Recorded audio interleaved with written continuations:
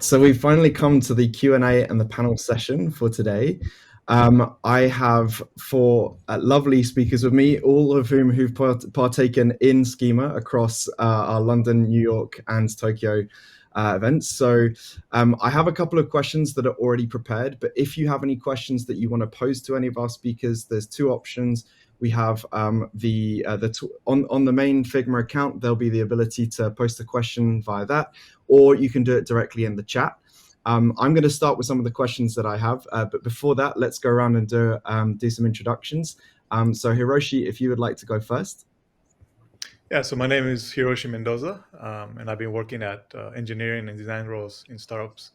And I'm a design engineer at Uber and the design system team. Perfect. Patrycja, if you'd like to go next. So, hello, I'm Patrycja. I'm a domain lead for design systems and foundations at Brainly. And I'm a designer and manager for over 20 years in tech, but I'm design system crusader for the last 5 years or so. Hello. Amazing, everybody. Welcome. Thanks. Lauren, over to you. Hi, I'm Lauren LoPrete. I've been a designer for about 15 years, focused on systems for the last 5 years. I'm currently leading the design systems team over at Dropbox. Great, thank you. And finally, Nathan. Hi, I'm Nathan Curtis. I'm a consultant from Washington, D.C., working for EightShapes, where I coach, give workshops for, work on strategy projects with, and ultimately 2 or 3 times a year, I'm embedding with teams to go on their design system journey with them for a period of time. Amazing, thank you, and welcome to everyone. So first up, I'm just going to check my questions over here. So Hiroshi, I think it's fair to say that Uber are fairly advanced in their design tooling capabilities, with roles such as design engineering being central to your internal workflow. How far away do you feel we are from full end-to-end monitoring of the impacts of design decision-making? Yeah, I mean, that's a good question. I think we're still a few years away, and let me explain why. I think also, as we mentioned in the talk, I don't think you can completely eliminate the human element, especially for making these design decisions. And at Uber, we really believe that the design system is only as good as it is in production. Jeff Jarrell, our manager, came up with the 3 C's. Number 1, catalog, so making sure that we have parity between Figma and code. Second, coverage. So this is kind of where we leverage our tools as base tracking, so that, for example, in a screen, how much of that screen is base components and versus legacy custom components. And lastly, care. Are we listening to our designers, making sure that our system is flexible enough, but yet allows for a cohesive brand, and working with engineering to make sure that we're not making the life harder. So I think we're very excited that this end-to-end monitoring could exist. But we're still a very small team, and there's still other high priorities that we should focus on. And I wanted to mention that we're always looking for passionate design engineers that can help us with this vision. Amazing, thank you. Moving on, Lauren, you talked a bit when joining new companies with existing design systems in place, there's often a feeling that things are not always being as advertised. For anyone who's applying for design system roles currently, what sorts of questions do you think are helpful to ask in that interview process that can uncover any sort of potential red flags? Yeah, definitely. First, I just want to recognize that we're operating in a really challenging job market today, but it's super important to remember that you are interviewing them just as much as they're interviewing you. And so it's important to talk to more people than just those that are working on the systems team. I would talk to product designers who use the system to understand their sentiments around how they like the system, how it's like to work with the system team, to really suss out what adoption is like from their perspective. It's also important to talk to front-end engineers and really understand what the tech debt is like. And then lastly, I think it's really crucial to talk to product managers, because this can help you understand how influential the system really is from people that might not be directly in your Figma or code libraries. Perfect. Yeah, I think there are so many dimensions to be able to analyze as part of that process. And I think you highlighted that perfectly with looking at each of the different areas once you're then inside the organization. So it's great to get some insight in that pre-phase.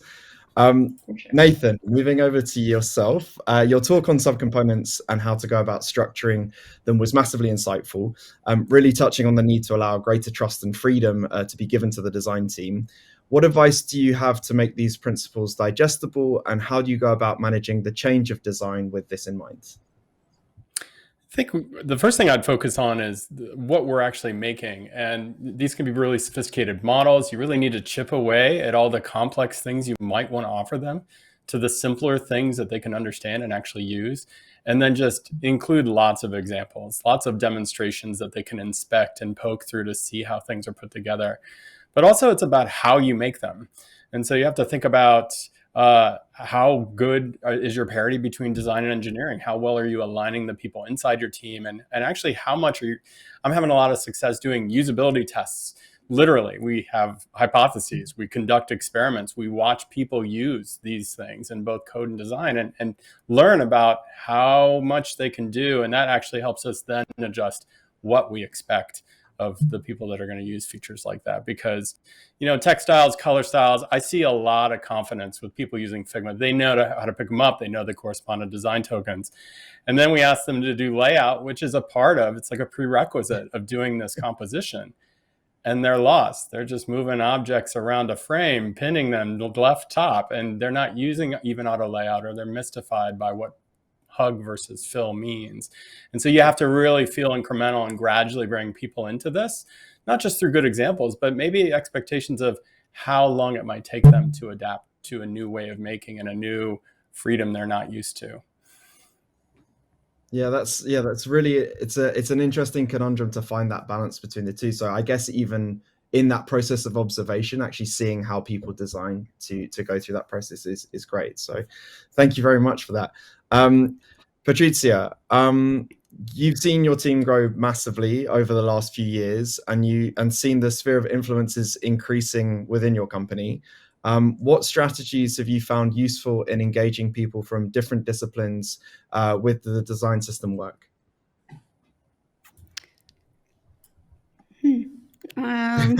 Well, I was not only witnessing it, I think I was influencing this growth when it comes to my team.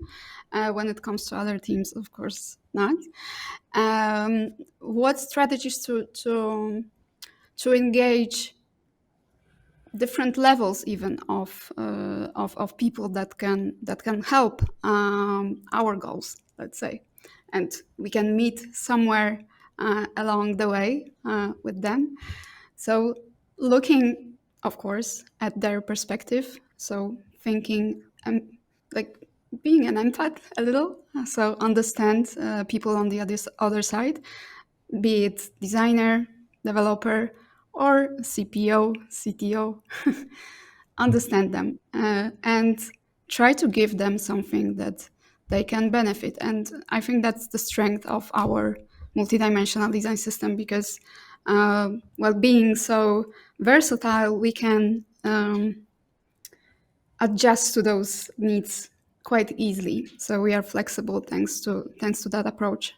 And motion is, I think, the great asset to appeal to many people across the company. And it can be, for internal purposes, for internal marketing, for external marketing. So our designers also help with presentation, to explain product strategy, etc. So here comes the benefit to the C-level. And I would say that on that note, it's very important to be not only empathetic, but also bold. So not be scared to ask, not be scared to approach people that are not usually from your, let's say, circle of influence. So look for those opportunities. It's sometimes, the meeting that you are just replacing someone. Yeah. So jump in, prepare your arguments for your case, connect them to their goals, and do it. And then if you fail, next time, do the same. I remember Steve Jobs in one interview saying about him when he was 12 years old, he called Hewlett Packard, Bill Hewlett, I guess, the founder of the company, to request some spare parts. Because he was fascinated by technology, and he just called him, and it was so out of the blue that this CEO of the company took him for the internship or some summer job. So this is amazing, and without it, it would probably be harder for Steve Jobs become who he was. So. And I mean, what's really nice is there's that kind of aspect, and Lauren's talk around the TLDR, like that 5-minute pitch, and thinking about how in that particular instance he would have been able to position it. But I completely agree with you around the motion side of things. I think that's something that resonates at multiple different levels. And I just thought it was interesting how that was almost how you got the marketing org involved, because it's kind of speaking their language, right? It's understanding how you can do either internal communication or external communication, and bring people into the fold as a consequence of that. So yeah, I thought that was super insightful that happened to be a competency already within your team that then led to you hiring a motion designer. So yeah, that was really fascinating. I'm going to move on to the next question, and then I'm going to check to see if we've got any questions that are coming through in the chat, which very kindly some of the other members of the advocacy team are looking at. This is actually a question that I got from Twitter, from Chris Donner at ChrisD008. Any suggestions on building, maintaining a multi-brand design system when the different brands have vastly different types of products, users that it needs to support? Hiroshi, maybe do you want to start with that, and then we can just go around? Sure, yeah. So our system is like a analysis system for our entire ecosystem and of products and services. And what our experience has taught us is that the flexibility in styles and theming really provides the right path for products with different needs. So if your component library is flexible and robust enough, it can be used in a variety of brands and services. One example could be the acquisition of Postmates, which uses the base components, but we tune the colors and typography to allow for a more measured transition into our Uber ecosystem. Amazing. Lauren, do you want to pick up on that from your experience?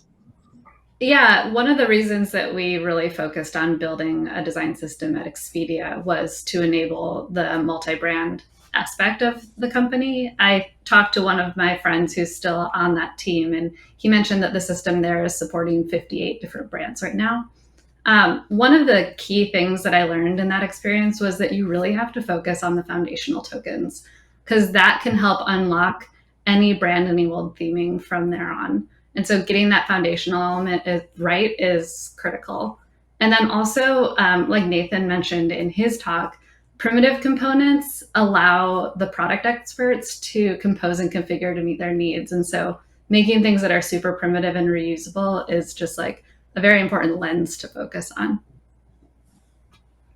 Nathan, I think you're queued up perfectly there. Do you want to continue? Well, yeah, Lauren said it really well.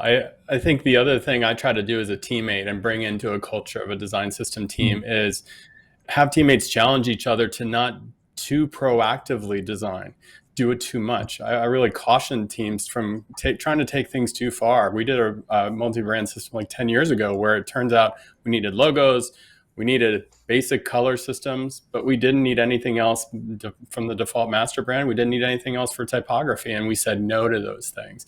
And so, like with a lot of things in design systems, don't proactively or predictively over-design things, overcomplicate things when actually your system doesn't need those.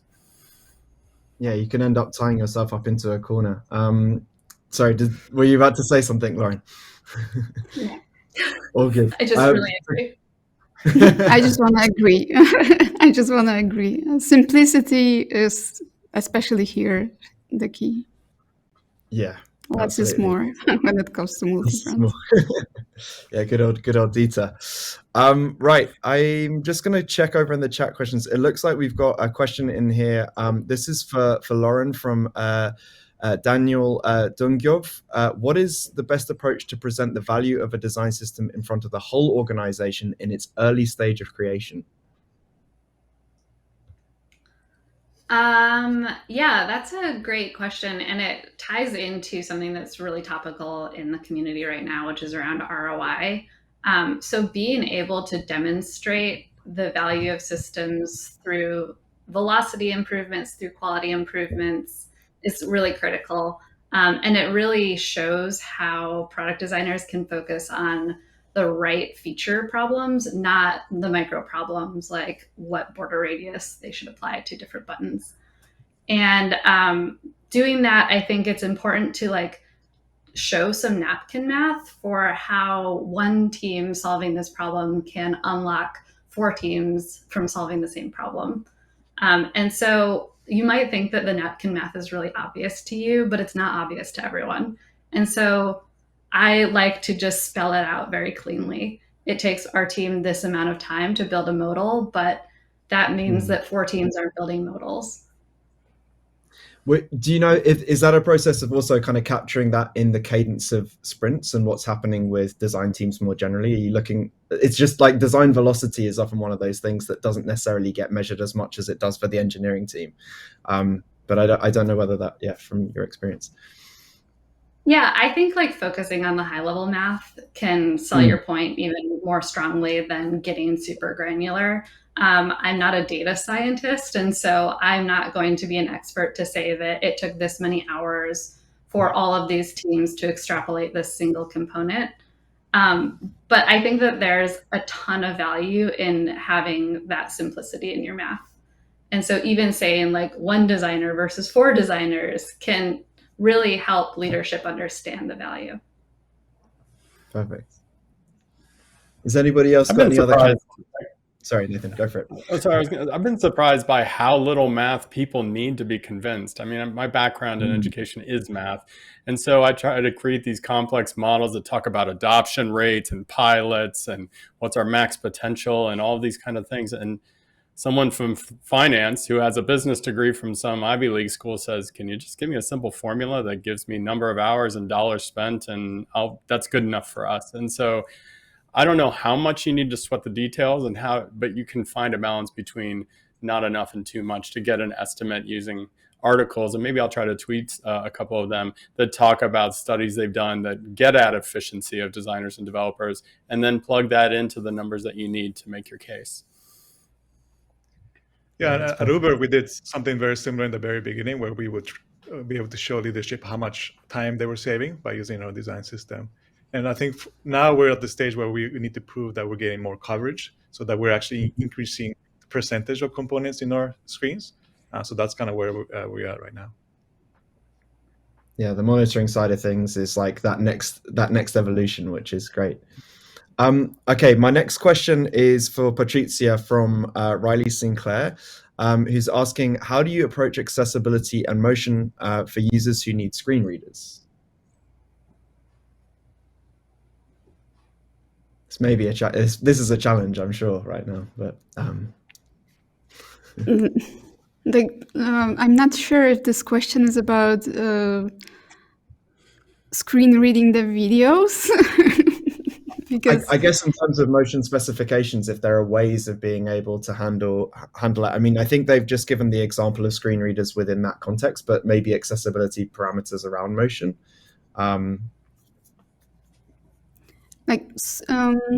Okay, I'm not expert because my team is, as you can see, vast. So we have an expert that focuses on accessibility. So I can't tell you exactly how this works, but I'm assuming that there is no conflict, because underneath this question, I hear that it might be a conflict. You can reduce the motion in the interface, and I assume it can be easily used for the screen readers to screen the text if this text would be animated for some reason.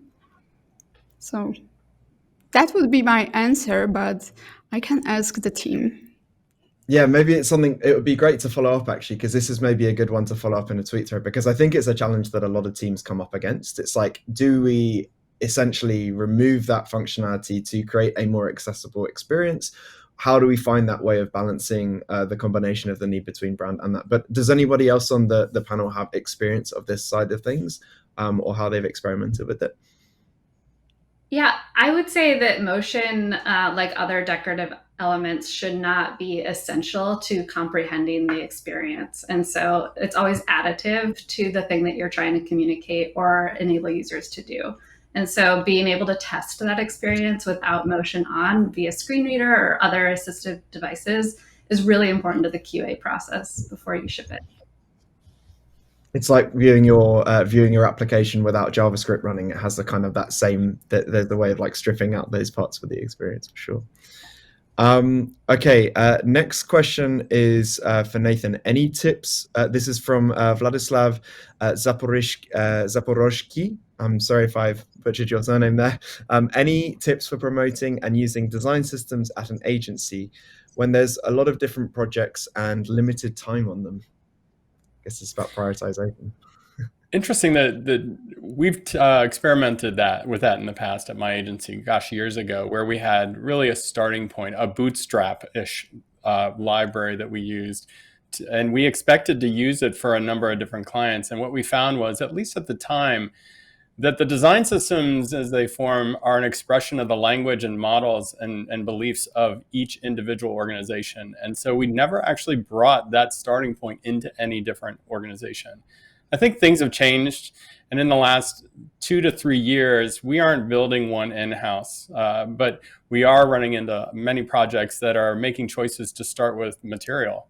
As an example, it's very well known. It's understood by many developers in a culture. And so from that perspective, maybe you can gain a lot by moving faster while still sacrificing some trade-offs of being able to customize it to truly form to your language. And sometimes those trade-offs are worth it. We've done a couple projects in the last year where using material as the starting point, although it was frustrating at some times, was a real net positive for the system as it emerged. And so when those trade-offs emerge, is what kind of decision or discussions happen through that? Is that around complexity? How does that shape some of the features? I think it actually is a constraint that you are unable to shape some of the features in the way that you want to. To start with a system like Material carries so many opinions and sort of calcified models inside how everything's built that if you're going to tear those things apart, sometimes it's actually at times harder to tear it apart and rebuild it to fit back into the system it was already built in, only to express it for yourself. And so some teams make a concession that they can't have components 3, 4, and 5 look exactly like they wanted to. But you know what? They delivered on time. They got something in their users' hands, and that may not necessarily be something they need to solve today. Maybe it's something they could enhance or refactor for tomorrow. That's great. That's much more in line with the kind of product mindset of making sure that you can ship fast and learn quickly. Hiroshi, this is a question from Ryan Graves. Any tips for working with multiple platforms like native Android and iOS with semi-opinionated color and type systems? What are some good approaches for mapping OS level structure with brand structure when the two might not be one-to-one? And I can repeat parts of that question if you'd like. I mean, I think this is always a challenging part because, like Apple, just released the island and devices are always changing. So it's always difficult to be kind of in the forefront. For example, right now our default iOS is not 14, right? So it's behind the ball. But I think the important part of it is to really look at it from an agnostic point of view and make sure that have the tooling available. I think what matters the most is the different screen sizes, so that design can work within many different screen sizes, and the components can stretch and allow for that flexibility the best. Amazing. Yeah, I mean, when it comes to also slightly awkward screen sizes, when we're looking even at like watch devices, some of the considerations for how reductive we can be with what's in the design makes that even more complex. I don't know if anybody else wants to talk about like that process of how it's building in, but I guess it was sort of alluded to a little bit in Jacob's talk, being able to show on the different presentations. If not, we will move on to the next question, which is for Patrycja from Dan Butterworth. How do you manage content consistency in your design systems? Content consistency. Like on my slide where I was showing the whole layers of our system, there was one piece which was empty, and it was content design. And it was empty for a reason. So we don't do it yet. And is that something that's on the roadmap to tackle? Is it something that you want to kind of push forward with, or is it just from a prioritization standpoint right now it's too big a challenge?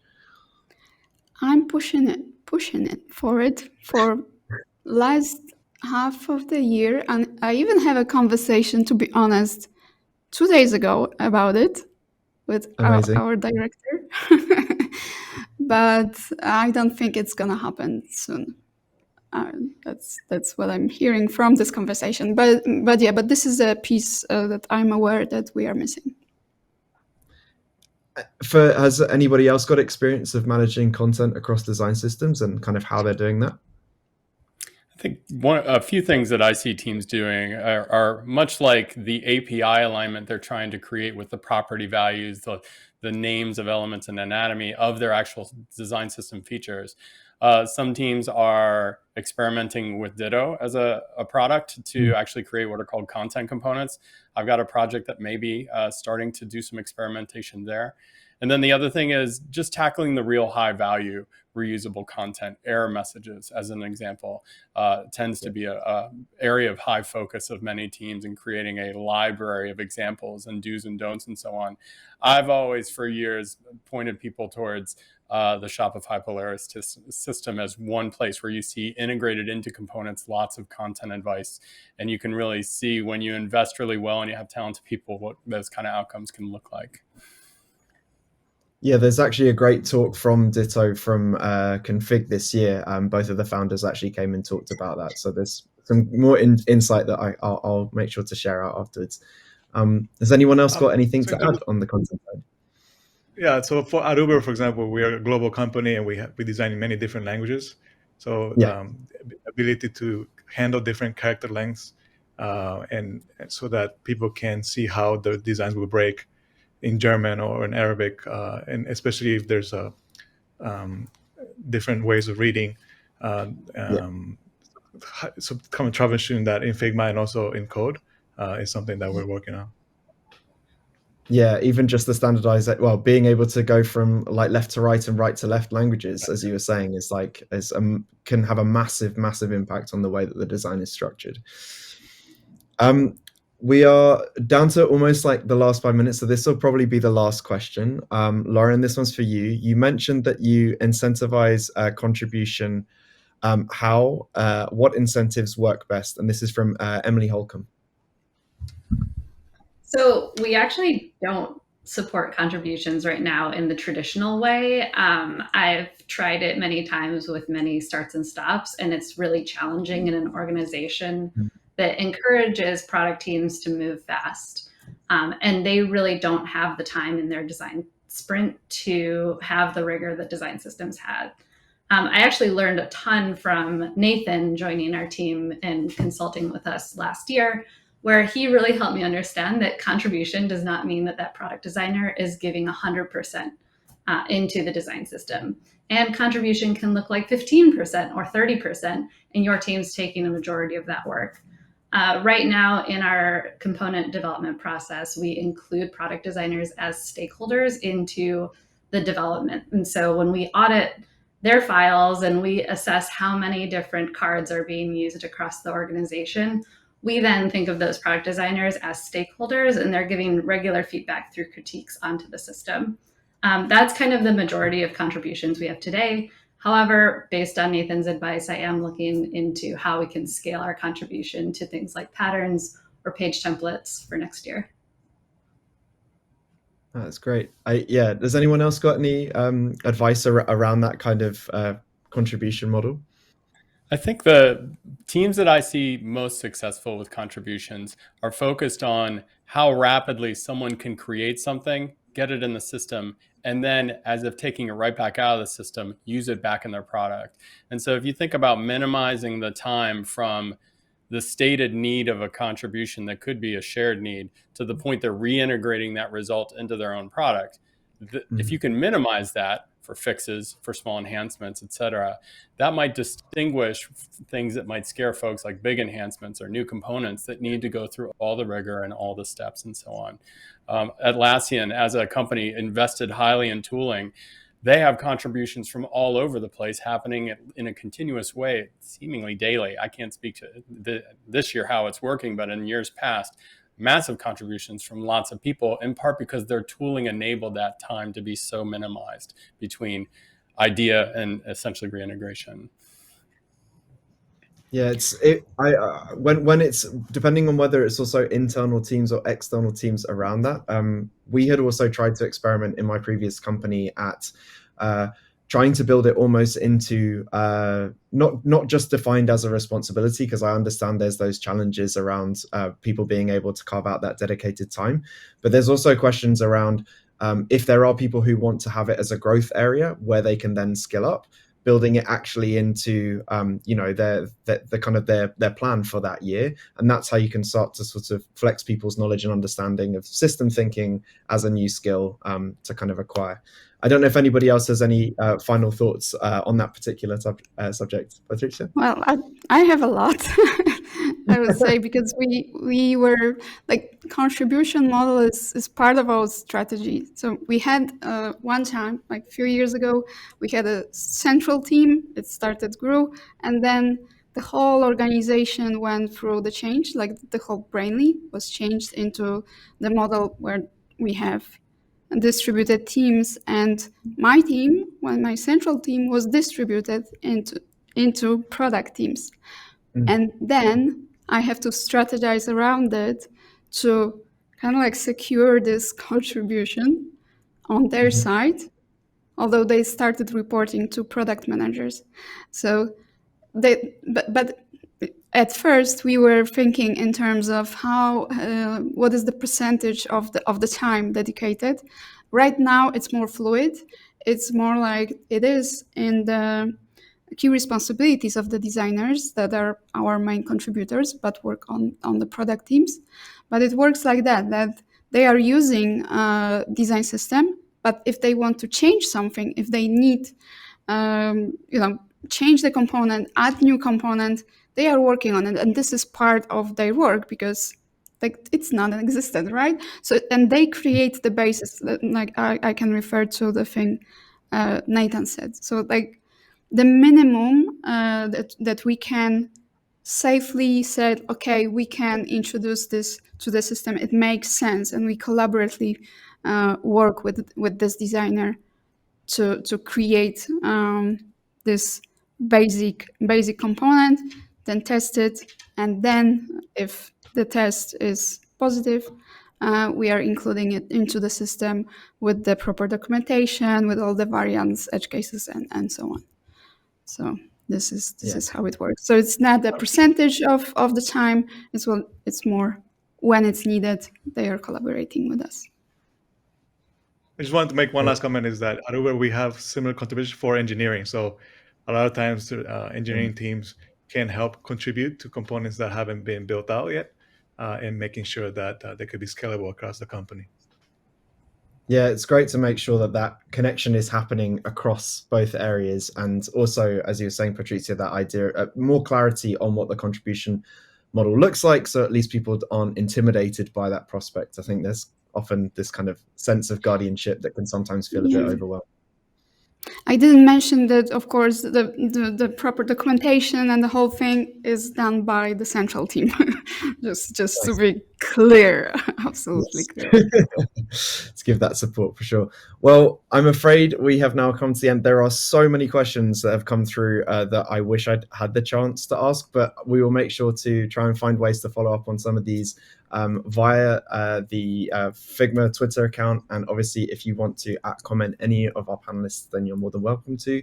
I'd just like to say a massive thank you to all of you for participating in today's discussion.